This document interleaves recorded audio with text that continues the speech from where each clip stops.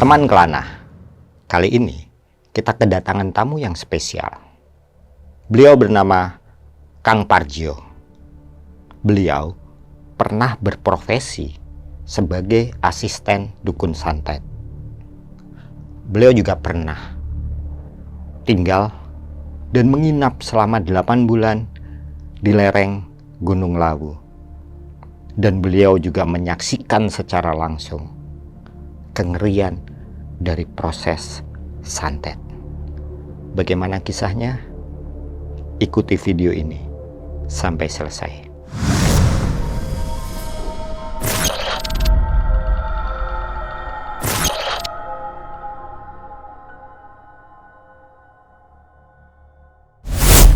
Selamat malam para pemirsa. Sebenarnya awalnya saya juga tidak percaya dengan santet sebelum saya mengalami sesuatu peristiwa khusus sekali dan menyangkut dengan kondisi fisik saya, di mana waktu muda saya, waktu bujangan saya di Tangerang. Saya sering mengalami sesuatu hal yang ibaratnya kurang menyenangkan buat saya, karena kebetulan waktu muda saya mungkin dianggap saya paling ganteng ya sama rekan-rekan satu pekerjaan saya. Sampai ada 2 perempuan yang notabene dari latar belakang berbeda, yang satu dari Tegal, yang satunya dari Pandeglang. Nah, kebetulan saya nakal, jadi saya menyukai keduanya. Tapi ketika saya sedang dengan si gadis Tegal ini, si Pandeglang ini tahu, saya ketahuan, dan akhirnya dia marah. Dari sejak itu saya tidak pernah dihubungi lagi karena mereka sudah terlalu dalam berhubungan dengan kita ya. Akhirnya sepertinya ada sesuatu yang membuat saya sedikit mengalami gejala-gejala yang tidak masuk akal. Salah satunya karena saya berusaha untuk memperbaiki hubungan, saya berusaha untuk berkomunikasi dengan yang gadis Pandeglang ini. Sebenarnya saya nggak layak menyebut tempat ya, tapi Jawa Barat lah. Karena latar belakang dia kan masih percaya dengan hal-hal yang semacam itu, dan kebetulan orang tuanya adalah menurut warga setempat dulu, beliau adalah praktisi.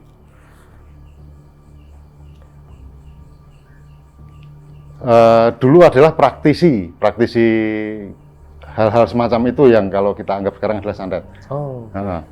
Pada finalnya saya tahu bahwa saya atau fisik saya yang bermasalah itu disebabkan karena santet adalah ketika saya mencari makan malam ya. Waktu itu saya hanya ketemu dengan pedagang bakso dan saya makan bakso.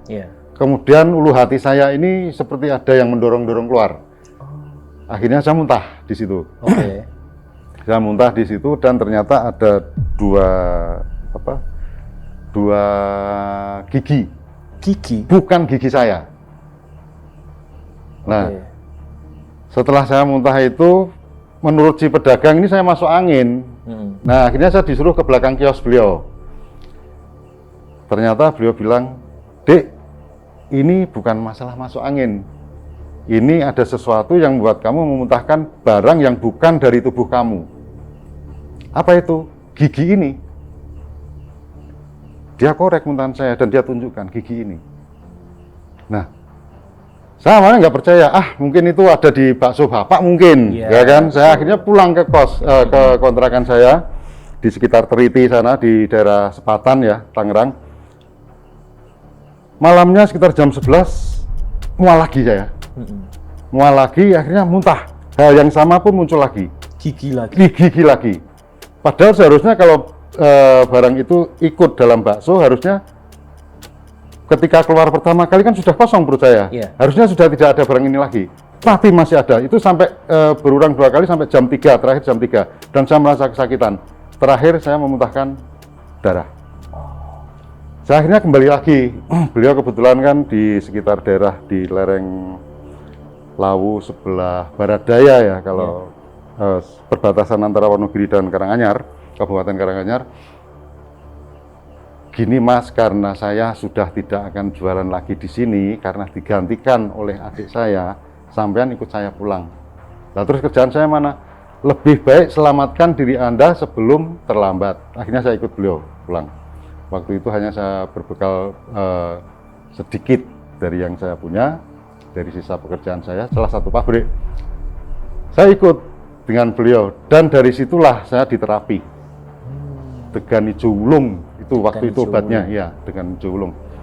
Mas, sebenarnya kalau sampean masih di Jawa Barat dan berdekatan dengan orang-orang itu, karena orang itu sudah punya baju pakaian Anda luar dalam, terus beberapa bagian dari yang belum dicuci itu digunakan untuk mengganggu saya. Untuk medianya? Ya, medianya. Saya waktu itu kan masih skeptis ya, antara percaya dan tidak percaya.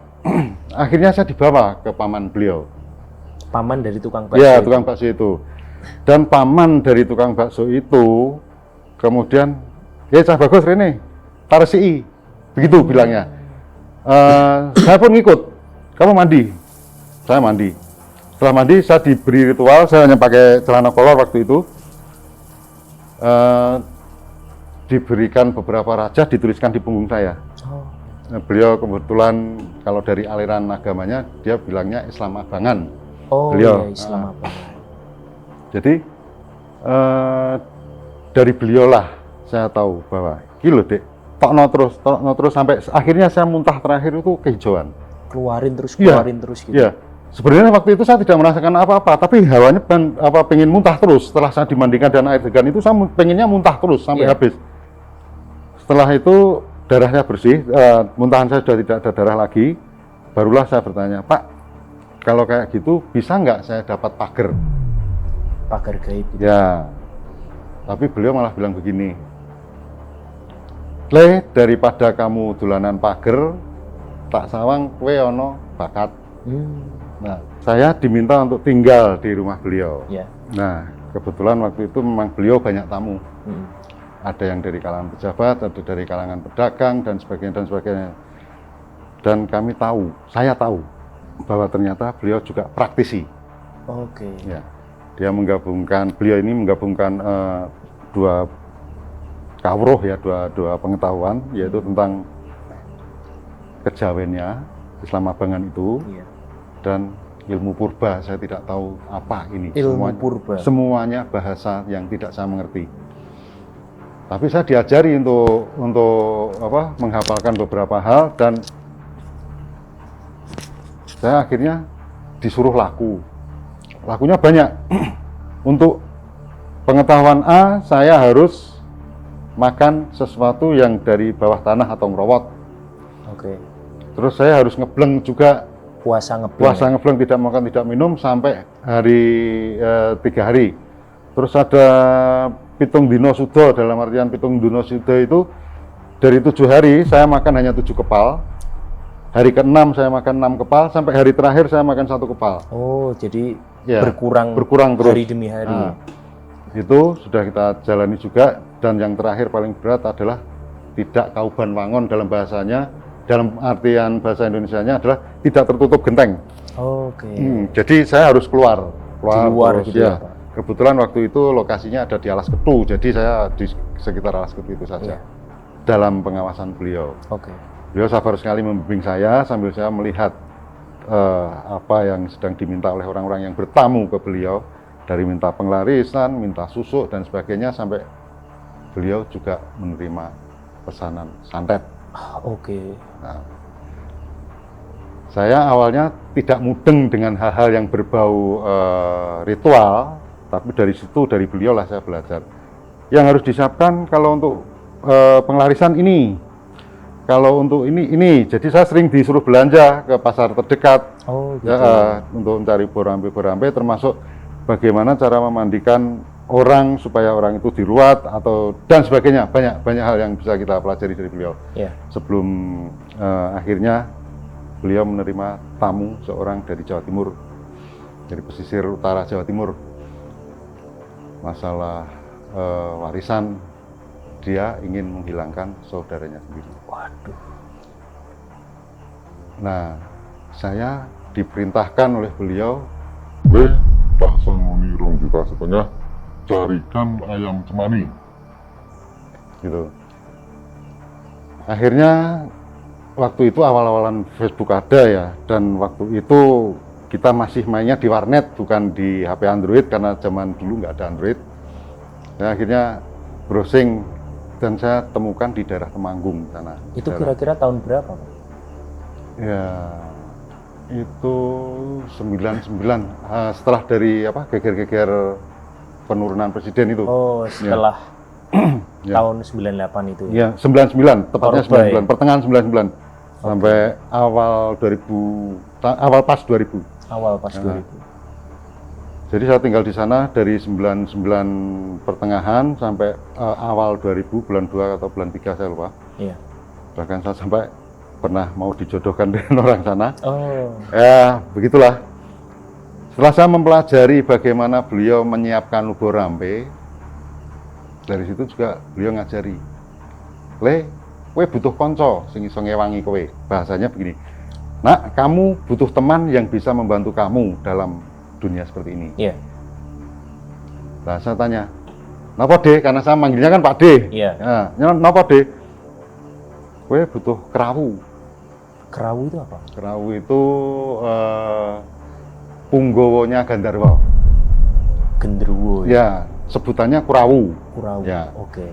Dan kebetulan saya waktu itu ditinggalkan tengah malam. Ojo metu saka kene, ojo geser saka kene di daerah Alas Kedu sana, di daerah Wonogiri itu tepatnya. Oke. Ya, banyak pengalaman yang kita temui, tapi sebenarnya saya tidak bertemu apa-apa kecuali pembawaan. Dan terakhir ketika jam 3, jam 4 ya di ritual itu, inilah ritual pertama saya berinteraksi dengan Faktor X, mohon maaf. Mungkin tidak masuk akal ya, tapi saya berinteraksi di sekitar jam 2, jam 3 menjelang subuh. Iya. Saya merasa dipeluk sesuatu hingga tubuh saya ketika dalam kondisi duduk di bawah pohon bersandar itu kaku, tidak bisa bergerak. Itu sampai subuh datang. Oke. Ya, jadi ada sesuatu yang memeluk saya, kalau ingat saya merinding. Mungkin banyak yang merinding juga kalau bisa merasakan suasananya karena dia selalu menyertai saya dalam kemanapun saya ada sampai sekarang. Sampai Sampai sekarang. sekarang. Jadi faktor X itulah yang membuat kita merasa terdampingi, Oke. tapi dari permintaan Pak D. Oh, jadi Ya. sosok itu ikut ya sama Bapak? Iya, dijasahkan kepada saya Oh di iya. bawah iya. pohon itu untuk ikut dengan saya. Jadi ada nikah hak atau nikah batin waktu itu Oke. antara saya dengan, tapi bukan nikah itu, nikahnya di sini ada nikah ikatan. Kalau boleh tahu itu sosoknya sosok apa, Pak? Kalau Anda masih percaya tentang Gendruwo, ya itulah Gendruwo. Tapi Sosok. Kurawu itu adalah punggawane Gendruwo. Jadi dia yang membawai banyak Gandarwa, karena Gandarwa ini kan makhluk pribadi, dia punya teritori terus, khusus. Iya. Nah, jadi di satu wilayah ini paling hanya satu desa itu biasanya paling hanya 9 sampai 11-an entitas itu ada dan dikepalai oleh satu Kurawu. Oh, jadi Kurawu itu semacam ketua untuk para Ya, Gendruwo semacam ya? itu, bahasanya semacam itu. Oke. Nah, dan kebetulan yang bersama dengan saya bernama Mbah Kromo Wurung. Mbah Kromo Ya. Wurung. Ya. Beliau tinggi kira-kira sekitar 4 meteran. Iya. Kalau dalam dunia fisik, Iya. tapi karena ini entitas tan wadak, jadi kita tidak bisa membicarakan itu fisik atau tidak. Oke. Tapi hanya suasana. Ketika saat seperti ini ya, dan dalam keadaan saya connect, masih tersambung dengan dia, setiap saya membicarakan dia, pasti selalu ada koneksi. Itu pasti suasana jadi kayak gini. Ya. Saya juga Seperti cukup ini. merinding ini, Pak. Nah, dan ini sebenarnya hawa, hanya hawa. Jadi Iya. kendaraan dari prana dia, begitu. Nah, setelah saya memiliki Kurawu, ternyata Pak D ini punya yang lebih, sehingga saya ketika berhadapan dengan Pak D yang waktu itu mijil atau memanggil, saya terjatuh berlutut di depan beliau. Oke. Karena ternyata punya saya lebih muda. Kalah energi ya? Ya, Pak? jadi saya berlutut di depan Pak D. Akhirnya wis genep, sudah genap apa yang kita jalankan. Jadi saya sudah berhak untuk belajar ke Oke. level lanjut, begitu. Berarti dari awal Bapak diajarin ini, diajarin itu lebih ke sebagai bekal ya biar Ya, sebagai Kang Gio ini bekal. kuat. Ya. Oke. Karena dalam dunia mistis seperti ini, yang dibutuhkan adalah kepanjangan tangan. Kalau tangan manusia itu terbatas hanya sedepan sampai satu depa ini saja, tapi kalau kita ada yang kurau bisa sampai ke manapun yang kita tuju. Oke. Ya. Dan inilah dasar santet. Dasar Manusia tidak bisa mengirimkan sesuatu pun tanpa ada bantuan pihak ketiga. Oke. Setiap pelaku santet dan sebagainya, atau yang memberikan pelarisan dan harus menjaga warungi orang supaya laris dan sebagainya, itu ini faktor E kita. Nah, faktor E kita yang namanya Mbah Kromo Wurung ini pada dasarnya hanya butuh makan satu. Apa itu? Segala sesuatu unggas yang bulunya hitam. Apapun unggasnya. Apapun, bisa berupa burung, yang penting tidak ada putih, gagak, ayam cemani atau ayam kedu dan sebagainya. Dan untuk pengesahan itu kita juga harus bisa memotong, membeli sendiri, memotong, kemudian menampung darahnya untuk ritual kita. Jadi untuk mengawinkan nikah kita itu hanya satu teguk kita ini, terus kita taruh di dalam sesaji komplit Mas di situ Mas. Satu teguk darahnya? Ya, ya dari binatang yang kita ini kan. Dan ketika kita suguhkan ke yang kurawu, ini kita bakar mentah-mentah tanpa dicabut bulunya. Oke. Itulah prosesi kita mengikat diri dengan Gandarwa. Begitu. Sebenarnya ketika kita tahu bahwa kita akan ada ketergantungan dan setiap bulan suro itu akhirnya menyesal Mas. Kita bukan jadi manusia utuh. Kita tiap bulan suro menjadi alat. Setiap bulan suro itu harus melakukan menjadi ritual. alat. Jadinya akhirnya kita punya ketergantungan. Kalau kita nggak ada itu, kita nggak bisa apa-apa. Maksudnya gimana Pak? Ya tidak bisa melakukan praktik menjadi orang pintar. Oh gitu. Di titik-titik tertentu, semua beberapa orang pintar ya kebanyakan di lereng Lawu, terutama yang sebelah barat daya, selatan dan tenggara, yang nikah hak dengan bangsa Gandarwa, kebanyakan ritualnya itu. Gitu. Dan ini eksklusif. Kalau tidak ada guru yang memberikan jatah, ya kamu punya jatah, tidak akan ada yang bisa. Makanya jarang sekali yang bisa ditemui. Dan syaratnya satu Mas, jarang mandi. Jarang mandi? Jarang mandi. Dari orangnya itu harus Ya, jarang bahkan saya waktu itu 1 tahun penuh, hampir 2 tahun malah tidak mandi sama sekali. Hah? Kecuali malam suro. Hanya mandi 1 Iya. kali dalam setahun? Iya. Tahu jenengan baunya kayak apa? Wah, Luar biasa. itu Bapak berusaha menahan untuk tetap kuat atau memang ikut tidak merasakan baunya? Keingintahuan saya tinggi sekali. Jadi saya ingin membuktikan apakah saya bisa melakukan praktek-praktek seperti beliau. Oke. Saya sebenarnya orangnya logis Mas. Saya Iya. tidak mau percaya sesuatu yang tidak ada buktinya, nggih. Iya. Tapi kita sudah punya ikatan dengan itu, kita tidak bisa lagi keluar dari jalur itu. Tidak bisa mundur ya Pak? Tidak bisa mundur. Dan itu harus saya jalani, 2 tahun saya jalani.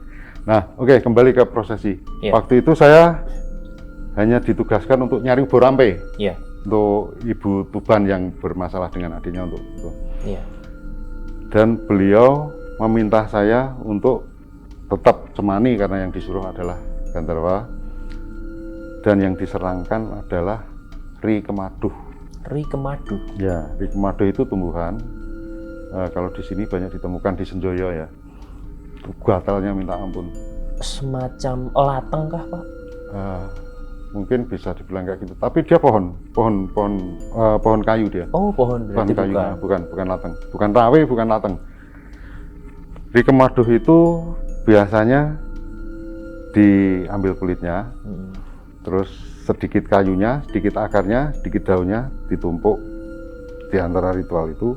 Ada 2 tampah yang digelar ya. Ada 2 tampah yang digelar, yang satu untuk tumpeng dan kuluban dan sebagainya, semuanya sampai bekakaan ireng. Bekakaan ireng itu yang binatang unggas hitam yang dibakar mentah-mentah itu. Oh iya. Dibakar setelah dipotong dibakar begitu saja. Di Kemado ini diletakkan di atas mori. Kemudian foto calon korban. Oke. Ya, diletakkan di situ.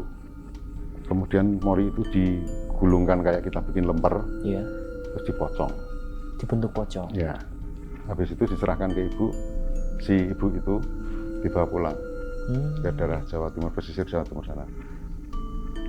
Setelah 40 hari, beliau kembalikan. Bekasnya sudah tertimbun tanah sepertinya karena banyak tanah ya. Dan waktu itu musim hujan, jadi bekas-bekas lumpur itu masih kerasa banget. Iya. Waktu dibuka, foto ini sudah kayak mau mengelupas itu. Iya. Dan katanya si korban sudah selesai. Tewas. Saya tidak tahu karena waktu pas terakhir bisik-bisiknya sambil menyerahkan amplop itu saya di depan kamar. Tapi sudah selesai. Kalau sudah ada transaksi berarti sudah tujuan si ibu sudah selesai. Oh begitu. Ya. Dibayarnya belakangan? Iya, dibayarnya di belakangan. Tapi Borampe semuanya si ibu yang nyiapin. Oh iya iya. Dan kalau di kita selalu ada sisa duit Borampe, Pak. Bang Ben ya. Nah, dari sini Bang Ben bisa bayangkan sendiri begitulah prosesi sebuah Santet ya, Pak. Ya. Kalau lateng, kalau kemaduh itu efeknya adalah gatal dari bawah kulit sehingga digaruk liar sampai mengelupas katanya. Seperti itu, begitu mengerikannya. Dan ketika saya membayangkan itu saja, kalau Pak D nggak mungkin cerita ke saya, ini kan kesaksian si ibu. Oh gitu. Iya. Lah mati ini gatelan kabeh sampai usus-ususnya gatelan sampai bagian sensitifnya gatal semua. Ya sampai itulah penyebab menangnya si ibu. Oh gitu. Jadi akhirnya ada bayaran. Nah, ada lagi kasus yang unik di daerah sekitar Barat Ngawi itu mana? Timur Ngawi. Ada orang yang badannya mengecil semua, kaki mengecil, tangan mengecil, tapi badannya besar, makannya banyak. Tapi dia tidak bisa jalan. Oke. Ya. Ketika dia dibawa ke Pak D, kebetulan saya yang menerima, dan biasa pembersihan ada di saya waktu itu. Sebelum Pak D, saya sowan ke Pak D dan saya serah terimakan karena Pak D sudah sedikit mempercayai saya untuk menangani ini pertama. Pasien ya? Ya, ketika saya kerok bawah kakinya sini, itu ada kotoran semacam kulit-kulit bekas itu. Nah, menurut saya, menurut versi saya dan Mbah Kromo Wurung, sesuatu yang ikut di saya, masuknya lewat situ. Oh, lewat kaki? Ya, jadi dia menginjak pasangan orang yang ditanam di depan rumahnya. Oh, pasangan itu maksudnya buhul yang ditanam ya? Yang ditanam di depan pintu pagar rumahnya. Nah, ketika dia menginjak atau melewati itu, masuknya lewat kaki. Seperti ranjau ya, Pak? Mungkin bisa seperti itu. Jadi, siapa yang dituju, yang melewati tanah itu, dia kena. Siapapun itu? Yang dituju. Oh, yang dituju. Gitu. Dan kenyataannya, kalau di medis mungkin saraf kejepit ya.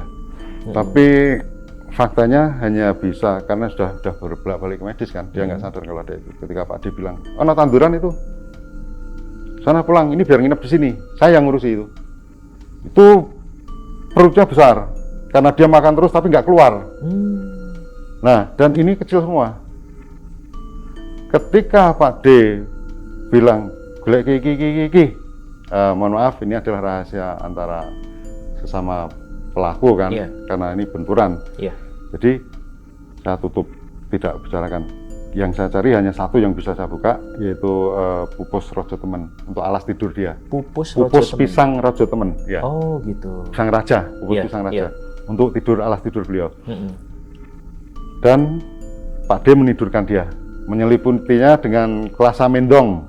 Apa itu? Kelasa pandan, tikar pandan. Tikar pandan, anyaman tikar pandan. Dan bantalnya ini sapu yang sudah pada patah. Oh, sapu gerang namanya. Ya, seperti itu. Dia disuruh tidur situ dan suruh baca-baca. Nah, pada tengah malamnya sekitar sebelum jam 12 itu, dia sudah kayak orang gila. Teriak-teriak, ngeden-ngeden gitu kan. Kejang-kejang, seperti kejang-kejang, tapi teriak-teriak, sumpah serapah keluar semuanya. Siapa yang mendekat disumpahin sama dia. Sampai akhirnya dikebut sama iketnya Pak D. Dia diam, kayak pingsan, tapi ininya bunyi. Perutnya? Ya. Endingnya adalah semua kotoran yang di perut itu keluar semua. Baunya minta ampun Mas, luar biasa. Ya seperti itu. Dan dari situ yang parah kan kita asisten Mas, asisten bagian kebersihan kan, membersihkan semuanya. Akhirnya, wah luar biasa sekali. Sebenarnya normal, tidak ada apa-apa di dalam perutnya. Semua kotoran ya kotoran wajar. Ya, cuman ya kenapa dia tidak bisa keluar, bahkan dokter pun tidak bisa ngatasin itu, gitu loh. Kan hal yang aneh nih. Sementara kaki tangannya kecil-kecil, tidak bisa digerakkan. Seakan nutrisinya itu tertahan di perut. Iya, semua di perut. Jadi kayak orang tidak makan gitu. Ininya udah pada kayak keriput gitu. Mukanya pun kurus. Ya, ini semoga orangnya mendengar dan semoga tidak membuka rahasia saya karena pasti lawannya akan mengejar saya. Ketika pembersihan semuanya itu tengah malamnya sekitar jam 2-an ada serangan dari yang memasang. Ada serangan lagi. Ada serangan yang memasang. Sesuatu yang meledak-ledak di atap. Saya yang waktu itu ikut sama Di dengan Pak D untuk mengantisipasi itu memang sengaja kerasa Mbah Kromo Wurung saya ini bergerak. Jadi kayak dilempari genteng, kayak dilempari kerikil, bukan batu lagi, kerikil. Kayak dilempari pasir tapi agak besar-besar. Pure. Semua orang takut. Pak D bilang, "Leh, Deli Jobo, saya keluar." Saya hanya melihat sesuatu yang kayak kunang-kunang aja. Dia tidak secepat yang dibayangkan orang. Hanya terbang tapi dalam jumlah yang relatif ya, kadang banyak, kadang sedikit. Membentur genteng itu, tak, pecah, hilang, gelap. Terus muncul lagi, tak, arahnya dari tenggara kita. Itu semacam cahaya gitu ya Pak? Bercahaya itu? Sebenarnya ini kan yang saya pakai adalah penglihatan Mbah Kromo Wurung ya. Jadi gitu. Banyak yang keluarga yang ikut keluar saya tidak melihat apa-apa. Tapi mereka mendengar. Mereka mendengarkan pure, tapi tidak ada apa-apa. Cuman divisi Mbah Kromo Wurung yang menggunakan mata Mbah Kromo Wurung yang saya gunakan itu seperti itu. Bercahaya. Kayak kunang saja. Geraknya pun pelan. Begitu menyentuh genteng pure. Oh gitu. Nah, itulah perang santet para dukun ya. Oh, jadi itu semacam adu ilmu dari dukun yang menyantet dan dukun yang berusaha untuk menyembuhkan. Ketika Pak D membuka sumbat yang dipasang di itu, lewat pasangan di gerbang itu, dia tahu. Dia bisa merasakan. Itu sebenarnya sudah bukan bahasa umum lagi ya. Ketika satu berusaha menyembuhkan, yang satu kerasa, yang masang kerasa. Gitu. Wah, ini masih ganggu, pasti gitu. Iya. Mungkin ini tidak masuk akal, nggih. Tidak masuk akal karena memang ini di luar nalar. Tapi ketika logika saya menerima bahwa ada yang sifatnya tanwadak, di mana tanwadak ini juga eksis, saya sekarang jadi percaya. Kalau awal-awal sebelum saya kena gigi itu, mungkin saya nggak akan percaya. Tapi setelah saya mengalami semuanya dan sekarang saya melihat beberapa peristiwa, ya. Oke, mungkin dari beberapa penonton masih kurang paham ya Pak dengan apa itu tanwadak. Kalau menurut Pak D yang menggunakan kepribadian purbanya ya, tanwadak adalah bagian dari penciptaan. Karena mungkin ini akan berbeda dengan apa yang diketahui oleh agama Wahyu. Jadi saya yakin mereka akan menganggap pengetahuan ini sesat. Tapi biarlah apa yang kami ketahui dan biarlah apa yang mereka ketahui. Ya, seperti itu ya. Jadi kita saling menghargai apa yang ada di ajaran mereka, biarlah untuk mereka. Apa yang ada di yang diajarkan ke kami dan kami yakini, biar untuk kami. Toleransi. Ya, toleransi. Saya harapkan para pemirsa atau pecinta memaklumi apa yang menjadi perbedaan mendasar. dari Kapribaden dengan agama Wahyu. Mohon maaf sebelumnya, Bang Ben, saya minta izin untuk flooring saja karena kebetulan ini ada forum dan ada satu kepercayaan yang selama ini tersembunyi dan eksklusif tapi tidak pernah disentuh oleh apapun itu, karena inilah budaya orang Jawa kuno.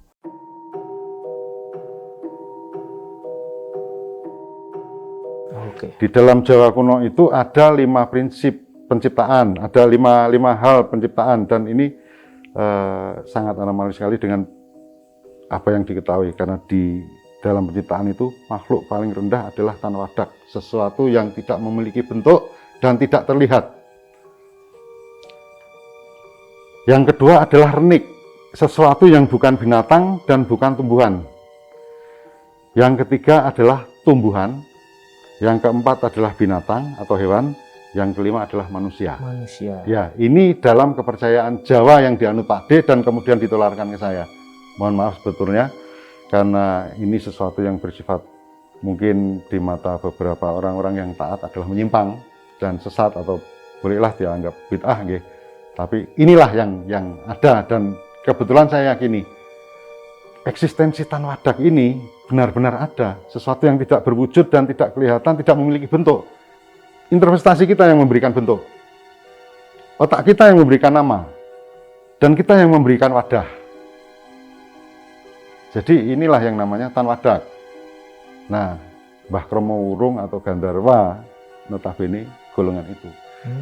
Mungkin di beberapa orang yang kebetulan satu frekuensi otaknya dengan itu bisa merasakan kehadirannya, bisa melihat dia, dan bahkan bisa bersentuhan secara fisik. Itulah Gandarwa. Tapi dalam frekuensi yang sama, karena ketika dia walaupun keadaan seterang ini, ketika Tan Wadak itu datang dan hadir untuk apa istilahnya ikut cawe-cawe, pengen eksistensinya diakui, tempat ini bisa jadi gelap. Itulah kekuatan Tan Wadak, dan ini tidak bisa kita selai. Kalau jenengan sudah ketemu dengan orang-orang yang punya pengalaman ketemu gendruwo atau apapun juga, walaupun tempat terang, malam ya biasanya, karena suhu malam sesuai dengan suhu yang dia butuhkan untuk eksis. Biasanya mereka akan melihat sesuatu gelap gulita, depan belakang. Tetapi kalau mau melihat ke bawah, 1 jengkal saja dari atas tanah, baru kelihatan kenyataannya. Berarti fase gelapnya ada di atas ini. Gitu. Dan kayaknya nanti orang-orang yang pernah ketemu gendruwo ya, bahasanya kita kasaran saja, akan memiliki pengalaman seperti itu. Jadi tempat gelap itu tidak ada suara, karena ini adalah pengalaman khusus hanya untuk orang-orang yang sefrekuensi, kebetulan waktu itu satu frekuensi dengan si Gandarwa. Gitu. Nah, dari prosesi pertarungan itu kita hanya tahu bahwa setelah ada ayam berkokok itu baru berhenti. Gitu. Kita tidak tahu siapa yang menang atau yang kalah. Karena semuanya tidak bisa masuk. Semua kan yang dituju si pasien yang sedang kita sembuhkan. Dan ketika si pasien ini sudah sembuh, dia kondisinya sangat memprihatinkan, lemah sekali. Jalan satu-satunya untuk keselamatan dia adalah infus rumah sakit. Tapi waktu itu sudah kita siapkan degan wulung untuk memberikan nutrisi ke dia, dan dia bisa menerimanya. Karena sebenarnya dia makannya lahap, cuman ini kan tidak bisa bergerak, saking lemesnya, saking itunya. Tapi perutnya busung kan. Nah, ketika semua keluar itu, akhirnya kita bisa membawa ke rumah sakit terdekat. Dan selama diinfus selama 7 hari di situ, awalnya mau dirujuk ke Dr. Un, tapi rumah sakit kayaknya bisa mengcover. Selamat beliau. Ini akhir 1999. Tahun 99. Ya, ini kejadian nyata, tapi mungkin eksklusif ya, karena hanya kelompok kami saja dan si keluarga saja yang tahu. Dan mungkin juga yang tahu dukunnya sana, dukunnya yang menyerang. Dia tahu bahwa si ini sudah selamat. Nah, prosesi terakhir adalah kerajah. Kerajah itu adalah memberikan dia pagar supaya tidak lagi bisa diserang oleh musuhnya. Karena kebetulan waktu itu yang menyerang menurut Pak D orang dekat juga. Masih jadi masih ada hubungan kekerabatan. Saya tidak tahu latar belakangnya karena itu internal keluarga kan. Iya. Tapi Pak D tahu karena mereka terbuka. Karena sebagai santri saya tidak bisa ikut ke dalam untuk curhatnya si pasien ke Pak D kan gitu. Jadi santet itu mempunyai dua sisi, seperti dua mata pedang. Satu bisa digunakan untuk kejahatan atau mencelakai orang, pada dasarnya seperti saya sendiri sebagai korban yang beruntung ketemu kakang tukang bakso itu, maaf nama saya tidak bisa sebut, supaya dan saya akhirnya beruntung juga ketemu Pak D dan belajar mengerti. Tapi saya punya beban yang sangat berat yang harus saya lepaskan, yaitu Mbah Kromo Wurung itu tadi. Saya terikat sekali dan saya tersiksa sekali karena waktu itu yang punya uang hanya Pak D. Saya tidak punya apa-apa di rumah sana.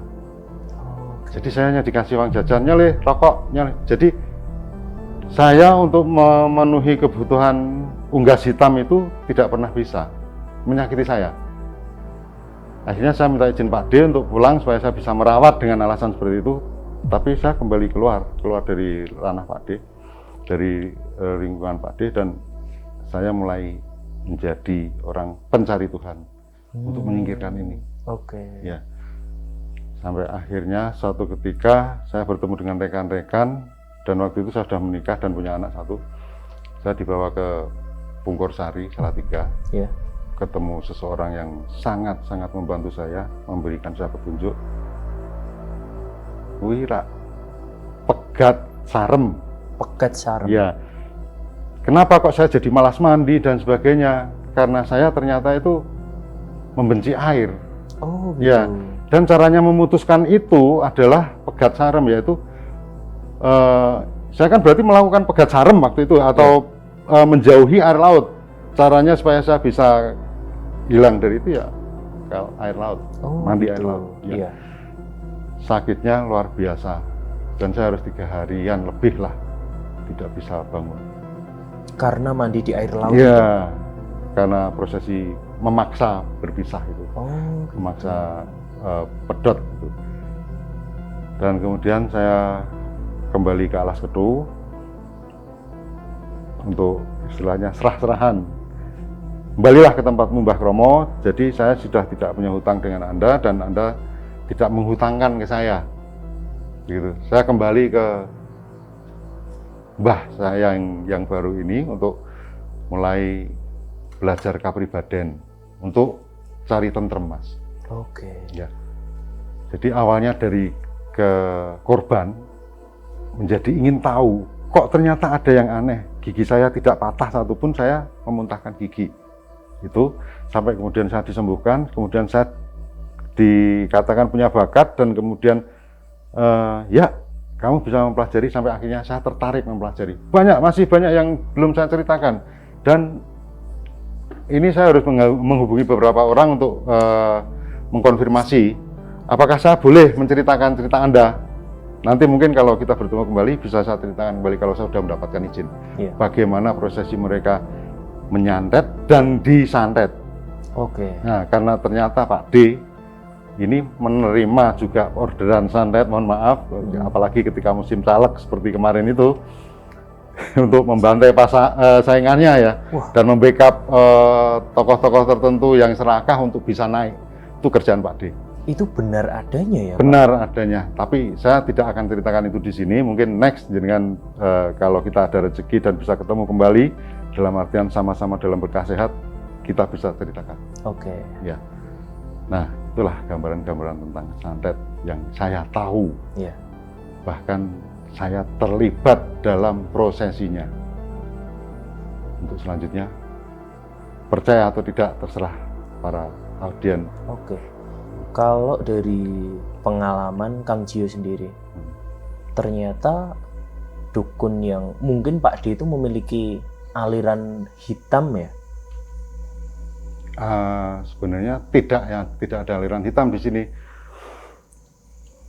Di sisi lain, Mbah Pak D itu adalah ada satu yang diyakini Pak D dan keluarganya, yaitu menjadi pengikut Durga. Durga ini sebenarnya welas asih, cuman ada ilmu yang memastikan alam, jadi dia menggunakan sesuatu pengetahuan atau kawruh yang khusus menggunakan alam dan memanipulasi kekuatan alam.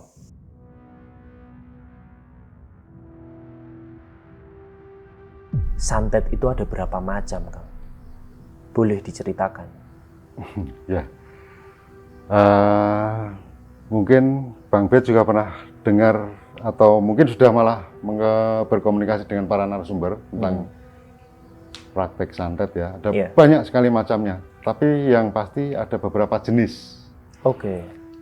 Satu, santet yang menggunakan material tertentu seperti rambut, gelugut, bambu atau apapun yang bersifat gatal dan menyakitkan dari dalam. Iya. Termasuk benda-benda seperti telur busuk, itu termasuk dalam golongan santet material ya, material santet yang menggunakan benda sebagai medianya. Iya. Dan yang pernah heboh dulu adalah santet yang menggunakan bendrat atau kawat untuk itu. Jadi metode yang pertama ini dilakukan orang dengan dia mengirim intisari dari material itu, yaitu kalau logam ya mengeksploitasi logamnya supaya menyatu dengan tubuh korban atau yang dituju santet, kemudian menyakiti. Seperti saya, semua orang memiliki unsur logam di dalam tubuhnya, dan itu yang mereka manipulasi. Itu bisa kayak gitu? Di level tertentu, kalau dukun santet yang mengaku bisa, malah justru saya tidak percaya. Tapi orang yang sudah menguasai level-level tertentu, mereka bisa. Dan biasanya itu para dukun santet aliran sepuh, aliran dulu, di mana mereka masih menggunakan paham seperti ketika zaman Airlangga, kita memiliki salah satu dukun santet paling hebat yang namanya Calon Arang. Iya. Ya, itu. Di level mereka bisa. Oke. Ya. Jadi ada mungkin pernah kejadian yang menurut medis itu adalah penyakit langka, tapi sebenarnya itu termasuk bagian dari santet, yaitu ketika orang dimanipulasi unsur besinya hingga akhirnya menumbuhkan semacam kawat kalau tidak salah. Mungkin ada di beberapa media sosial ya, yang sudah pernah beredar. Itu sebenarnya bagian dari santet. Oke. Tapi dokter akan menganalisa itu penyakit aneh yang tidak bisa dijelaskan secara medis. Hanya itu saja. Kalau ini benar-benar ada, bahkan ada videonya juga waktu itu. Iya, saya juga pernah lihat itu, Pak, beritanya. Kenapa orang masih tidak percaya dengan santet? Itu masalah yang paling pokok di situ. Ketika seseorang mampu memanipulasi unsur logam di dalam tubuh calon korbannya, segala sesuatunya mungkin. Nah, ini bagian dari salah satu contoh santet dengan material. Yang kedua adalah santet dengan suasana. Dalam suasana itu adalah mengondisikan suasana di sekeliling si korban itu penuh dengan penyakit seperti bakteri dan sebagainya, dalam artian dalam zaman dulunya ada wabah yang esok loro sore mati. Pagebluk itu ya? Ya, semacam itu. Tapi hanya ditujukan kepada satu atau dua orang saja atau bahkan satu keluarga saja. Dan suasana atau sesuatu yang bersifat seperti angin ini hanya ditiupkan lewat, kalau orang dulu adalah percaya dengan tutup keong. Tutup keong? Ya, tutup keong itu bangunan rumah yang sifatnya yang bentuknya meruncing, dan biasanya kalau rumah-rumah kuno itu pakai ada lubangnya. Suasana lewat situ. Nah, ketika orang yang ngerti, ketika santet suasana yang mengirimkan wabah ini ke sebuah keluarga, mereka akan memilih untuk pindah tidur ke bawah. Tidur di tanah di langsung tanah, ya? Di atas lantai atau di atas tanah langsung. Karena biasanya di bawah lutut itu mereka aman. Oh gitu. Ya, udara mereka bersih, tidak terkontaminasi oleh pengaruh santet suasana ini. Nah, yang ketiga adalah santet yang paling berbahaya, yaitu santet di mana sebuah wujud, misalnya saya memiliki Mbah Kromo Wurung, ini saya langsung kirimkan. Dan ini santet paling mahal. Contoh dari santet ini adalah 7 layar. Santet 7 layar? Ya, ini khas Banyuwangi, dan selama ini hanya pemilik makhluk itu saja yang mampu menghentikannya. Dukun yang lain tidak akan mampu. Mereka hanya bisa mengusir sementara, tapi akan terus berulang seperti itu. Setelah 7 hari akan terjangkit lagi, setelah 7 hari akan terjangkit lagi. Ini terkenal. Banyak contohnya. Jadi ketika saya membenci seseorang, pernah ada kejadian, pemilik showroom berebut sebuah mobil. Si A mengaku sudah mengangsur dan si pemilik mobil mengaku belum ada masukan sama sekali karena dibawa oleh salesnya. Mobil bekas nih. Akhirnya si A yang merasa tercurangi oleh si showroom mengirimkan santet 7 layar dan kebetulan dibawa ke Pak D karena si pasien ini yang punya showroom ini dibawa ke Pak D untuk disembuhkan. Pak D awalnya tidak mendeteksi bahwa itu santet 7 layar. Wah, mudah, selesai. Mengusir itunya selesai. Dia pulang. 7 hari lagi dia datang dengan lebih parah lagi. Oke. Itu berlangsung terus-menerus. Setiap 7 hari akan berulang. Itulah yang namanya 7 layar. Jadi hari ini hilang, besok datang lagi. Hari ini hilang, besok datang lagi. Tidak bisa disembuhkan. Akhirnya Pak D, wah, dari Purwo. Bahasanya kan selalu itu. Purwo itu alas Purwo di daerah Banyuwangi sana. Ini dari Purwo, ini dari Nongkodoyong Purwo. Kalau di orang-orang ritual, Nongkodoyong Purwo itu sangat terkenal. Hanya orang-orang tertentu saja yang berani masuk ke ranah itu, ke lokasi itu. Nah, akhirnya Pak D meminta si pasien ini introspeksi. Kamu punya masalah dengan siapa? Saya tidak merasa punya masalah. Saya menjual mobil ilegal, menjual mobil dengan legal. Semua surat-surat komplit dan tidak mengecewakan siapapun. Akhirnya diingat-ingat, oh iya, ada customer yang merasa sudah membayar tapi uang dilarikan oleh debt collector-nya. Jadi akhirnya dia sadar meminta maaf. Dan setelah meminta maaf itu dia kembali ke Pak D, dimandiin oleh Pak D, diminuman air degan, selesai. Karena apa? Begitu semuanya sudah baik-baik saja, tidak ada masalah lagi, dia minta, udah, wis insaf Pak, gitu. Jadi dihentikan. Dan di situ baru ada kesembuhan. Itulah kehebatan santet Banyuwangi. Sepengetahuan saya dan pernah saya lihat sendiri bagaimana sakitnya orang itu. Ketika kita tanya si pasien, apa yang kamu rasakan? Setiap habis maghrib dan tengah malam, saya selalu didatangi makhluk. Dan makhluk itu masuk ke tubuh saya seperti mencabik-cabik saya dari dalam tubuh. Wujudnya apa itu Pak makhluknya? Ya, biasanya kalau untuk santet, sesuatu yang bisa berinteraksi dengan manusia itu cuma Gandharwa, Mas. Oke. Sama seperti ketika kita punya Mbah Kromowurung. Iya. Walaupun belum pernah saya gunakan sekalipun untuk tujuan apapun, karena memang belum ada permintaan waktu itu ya, ketika saya masih sombong bahwa saya mampu, wong saya punya, kan gitu. Iya. Kebetulan tidak ada yang request ke saya untuk mencoba, jadi alhamdulillah tidak pernah ada kejadian bahwa saya melakukan santet itu. Tapi saya selalu menyaksikan bagaimana Pak D melakukan prosesi itu. Dia dimasukkan, kan kebetulan kalau manusia itu punya sebuah ruas tulang yang tidak bisa bersentuhan, segini jaraknya, dan ini ruang hampa, kecil sekali. Jadi ketika dia gatuk, orang itu pasti meninggal. Gatuk itu Cara bertemu iya, gitu bertemu. ya, dua tulang itu? Itu medis ada juga, saya namanya apa nggak tahu.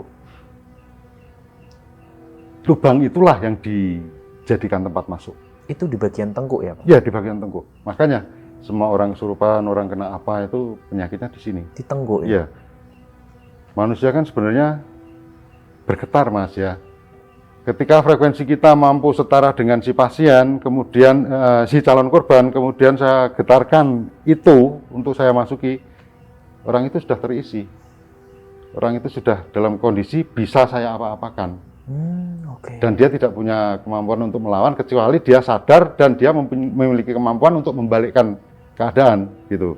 Baru saya bisa merasakan itu tertutup untuk saya. Seperti itu. Itu metode santet yang umum. Jadi semuanya masuknya lewat situ. Jadi Nah, semacam kita memasukkan chip, terus mereka punya remote jarak ya, jauh gitu ya? ya, seperti itu. Jadi kalau di dunia santet tidak ada jarak dan waktu, Mas. Oh gitu. Ya. Ketika saya memiliki tujuan, seketika saya melakukan itu, tujuan itu ya sampai sana. Langsung sampai? Langsung sampai sana. Tidak melalui proses waktu berapa lama baru terasa, tidak. Kalau orang melakukan santet, kemudian yang disantet masih baik saja, besok baru mules, itu berarti dia kebanyakan makan sambal. Oh. Nah, begitu Bang Vito. Nah, dari hal inilah yang bisa kita pelajari bersama. Iya. Di sini yang dilipat adalah ruang dan waktu. Ruang dan waktu. Di dimensi tan wadatnya. Iya. Nah, jadi seketika itu juga langsung kerasa oleh orang-orang tertentu yang dijadikan tujuan. Nah, 7 layar ini adalah santet yang sampai saat ini belum ada tanding. Belum ada tandingan. Ya. Karena hanya yang menanam saja yang bisa membebaskan itu. Gitu. Iya, seampuh-ampuhnya dukun lain, walaupun dia memiliki basis ilmu yang sama, Iya. tapi dia tidak akan bisa. Karena ini satu tuan, kayak anjing yang hanya percaya satu tuan, walaupun kita berbaik hati makanin anjing itu, tapi kalau kita bukan tuan dia akan tetap menggigit kita. Oke. Itulah prinsip dari suruhan di 7 layar ini. Santet 7 Ya. layar. Nah, setelah santet 7 layar ada lagi, yaitu santet pasangan. Santet pasangan. Ya, santet pasangan itu adalah santet yang medianya dipasangkan, diletakkan atau sengaja dijebakkan, seperti pendeman. Pendeman itu ketika orang melangkahi, dia akan kena. Oh, yang tadi ya? Jenis-jenis yang tadi itu. Nah, santet pendeman ini juga sebenarnya berbahaya juga, tapi umumnya mereka tidak pakai materi yang istilahnya membunuh, hanya menyakiti dan memberi pelajaran, tujuannya seperti itu. Menyiksa gitu ya, Pak? Ya. Ini termasuk jenis santet juga karena ini dikirimkan. Dikirimkan walaupun medianya harus dilewati, harus disiramkan di depan rumah, harus disebarkan di depan rumah atau di jalan-jalan yang kita lalui gitu. Tapi ini termasuk jenis santet juga. Iya. Jadi apapun yang sifatnya adalah memindahkan kecelakaan kepada si korban, itulah namanya santet. Gitu. Dan yang terakhir adalah santet suasana juga, tetapi fungsinya adalah merusak rumah tangga, merusak rezeki dan sebagainya. Jadi orang ini akan merasa terpuruk dan hancur. Iya. Sampai akhirnya dia memilih untuk berbuat nekat bunuh diri misalnya. Oke. Nah, inilah santet yang sebenarnya paling halus, prosesnya lebih panjang tapi paling berbahaya. Karena ketika dia ada di titik nadir dan merasa tidak menjadi manusia yang diperhatikan oleh sekelilingnya, orang ini bisa berbuat apa saja, termasuk menyakiti dirinya sendiri dan orang-orang di sekitarnya tentu saja. Nah, inilah biasanya yang digunakan oleh para pedagang untuk menjatuhkan saingan-saingannya. Oh, gitu. oke. Nah, itulah jenis santet yang diajarkan Pak D bahwa jenisnya seperti ini. Prakteknya dan medianya tergantung dari kemampuan kita. Kalau kita mampu untuk melakukannya via material, berarti level saya sudah tinggi. Tapi Mbah Kromowurung belum sampai mampu mengekstrak sari dari material itu. Jadi kalau seumpama saya melakukan santet, kemampuan saya hanya sebatas memberikan suasana dan meneror suasana orang, membuat dia tidak nyaman dan sakit. Oke. Mengirimkan sesuatu keadaan bahwa inilah bibit penyakit yang bisa saya sebarkan sehingga satu keluarga mengalami bisul semua dan saling menularnya cepat sekali. Dan ada hubungannya dengan medis biasanya, karena yang dikirimkan adalah intisari dari Nyuwun Sewu, bangkai. Jadi ada banyak versi ya, yang bangkai itu ada kodok yang memang sengaja dibelah kemudian dikubur. Busukannya inilah, sari busuknya inilah yang kita kirimkan. Oke. Seperti itu. Ada juga bangkai binatang-binatang tertentu. Dan yang paling berbahaya juga adalah lemak babi. Lemak babi? Ya, minyak babi, tulang babi, itu landak, itu membuat suasana orang jadi tidak nyaman. Ketika saya pengen membeli rumah itu, ya, tapi orangnya tidak mau menjual, saya kasih itu minyak babi, tulang babi, dan yang terakhir adalah tulang pukang.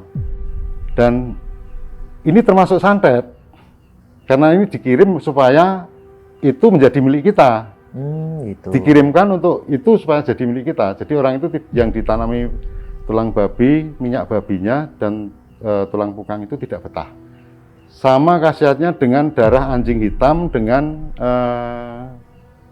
bulu landak yang ditanam ujungnya di atas. Dia naik ke atas ya, itu bulunya. Jadi sekalipun rumah ini nyaman buat kita, tapi bagi pemilik rumah yang kita tuju tidak nyaman. Dia akan sendirinya keluar dari rumah dan pengennya menjual rumah ini. Dan tuan tanah selalu mengincar tanahnya supaya bisa saya beli dengan murah. Oh gitu. Ya. Nah, suasana ini banyak, Mas. Ada yang ngirim kayak apa itu? dari bagian tan wadak juga, tapi dalam level yang lebih ringan, yaitu misalnya pocong. Jadi orang itu hanya melihat bahwa di rumahnya ada pocong sehingga dia tidak betah dan sebagainya. Oh, dikirimin Itu ya. penampakan-penampakan itu. Suasana maksudnya. Suasana. Ya. Jadi penampakan itu adalah interpretasi kita, tapi ketika kita terpengaruh oleh frekuensi bahwa rumah ini sudah tidak nyaman, ada ininya, ada itunya, dengan sendirinya kita terpengaruh dan menciptakan halusinasi bahwa itu memang ada. Iya. Dan tidak hanya 1-2 orang yang menyaksikan.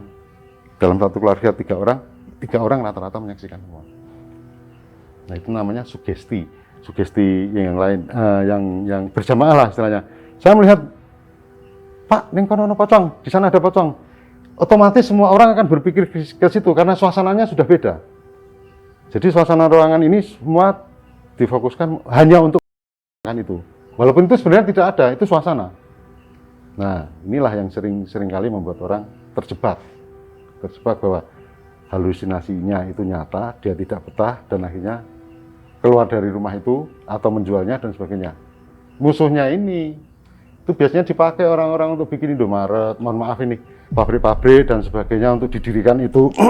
Itu biasanya kan kalau pinggir jalan yang punya jelas orang kaya. Iya. Nah, otomatis mereka tidak mau menjual. Dengan itulah mereka menjualnya.